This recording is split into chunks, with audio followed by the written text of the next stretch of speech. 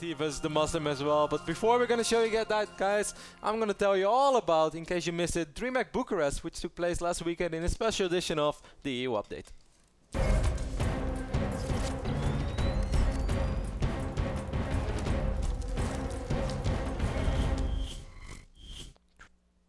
As I said, guys, DreamHack Bucharest just finished up, and as always, DreamHack put up such a good show last weekend. The commentators were Apollo and Jaroslav, and they did a fantastic job. And there was also some online coverage provided by Hazubs and Zocca, which was really funny because they were quite outspoken. Red Eye was the host of the event, and of course, as always, a lot of good players were there, and it was a lot of fun to just keep track over the entire weekend. Now, of course, DreamHack always starts off with a double group stage into a single elimination, best of 3 and best of 5. Now, the first group phase, we don't have too many surprises, and unfortunately quite a few people had to cancel their participation to DreamHack as Apex Esports announced a few days before the event that they won't be able to make it, and Naniwa, Red and Xlord were not able to make it for various reasons. Nevertheless, it was still quite a stacked DreamHack, and it also made it very fun because there a few top Koreans were missing, which also means that a lot of players were perhaps able to take it all home, which made it extra fun. Now, Group Stage 1 went through and not too many upsets happened. A few notable dropouts were Mouse Protoss, Star Eagle and NRS range, and also surprisingly is that the German reigning champion, Hanfi, a lot of people might wonder, is he the reigning champion? Yes, actually he won the most prestigious German league, a German Zerg called Hanfi. He lost rather surprisingly against an Italian Zerg called Evener. Nevertheless, of course, Group Stage 2 is where it gets really exciting and the real fireworks starts kicking in. And as soon as Group Stage 2 really kicked off, it was quite obvious that we had quite a few stories and that a few guys were really on the roll this weekend. TLO was playing better and better as he's been doing recently. He just keeps improving, keeps playing better. Everybody's cheering for him because we want to see him back or get back to that early beta shape. And he played a fantastic tournament. He finished, he made it through the group stage and made it all the way to the quarterfinals before falling to Nurture. And of course, there is no shame to Nurture. So big shout out to TLO for playing an excellent tournament. And what to mention about Giant, guys. A Giant, a relatively unknown Bulgarian Zerg.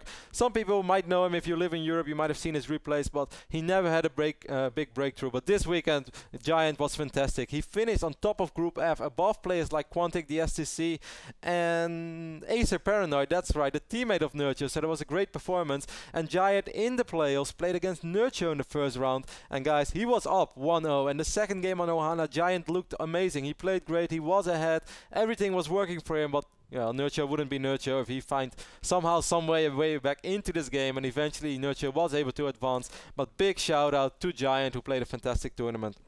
Other than that, we had a couple of nice runs. Munchie once more displaying that his recent ISF performance, which he won, and he took out fantastic players like Squirtle on the way, was not a fluke, as Munchie once more made it into the top 8 of a big event before falling to Starnon. Now, Starnon is also quite a story, as he's a relatively unknown Protoss player. Sure, if you're active in Europe, you know him, but it's kind of funny because I had a small interaction with Starnon just before I moved to the US. I was playing some ladder, run into this Protoss guy. He went for a greedy expand, and I was kind of moody. I was like, man, you're playing so greedy, this is not fun, you're just gambling. He's like, hey, actually I'm not gambling, man. I was like, yeah, you're gambling, because I was just mad because I lost. And then I ended up playing 5-6 games with Starnon. He turned out to be a super nice guy, and he proved me right. He was not gambling. His build was actually very solid, and it's amazing to see him making that progress from a good ladder player to right now a top 4 performance at DreamHack. Absolutely fantastic.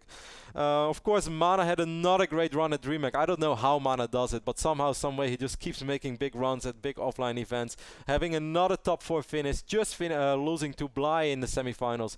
Bly, of course, the Ukrainian Zerg player who's been on quite a roll as well lately. Fantastic performance by him, and Bly making it to the final, Nurture making it to the final of the bottom bracket, which meant that we were going to have an all Aces Zerg final. And guys, when it was time for an all Aces Zerg final, Nurture made sure that there was absolutely no doubt who is the best Zerg in Europe if Stefano is not around.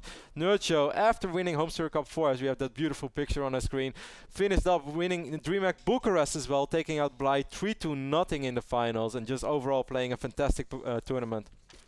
This brings Nurture up to the 3rd place in foreigner ranking earnings list, so that means that only Torsen and Stefano have won more prize money than Nurture playing StarCraft 2. Fantastic performance by Arthur Block, also known as Nurture, and of course congratulations to Acer for having a fantastic DreamHack. To finish things up, of course, guys, you can always finish all the results on Liquipedia, who once more brought fantastic coverage to the event. Here you guys see the entire top 16 bracket. You guys can, of course, find all the group stages, Group Stage 1 and 2 on Liquipedia as well. Overall, I had a ton of fun watching DreamHack. Hopefully you guys had fun as well. Once more, congratulations to all the guys who did well, and thanks to DreamHack for hosting another successful StarCraft event. Who said StarCraft 2 was dead?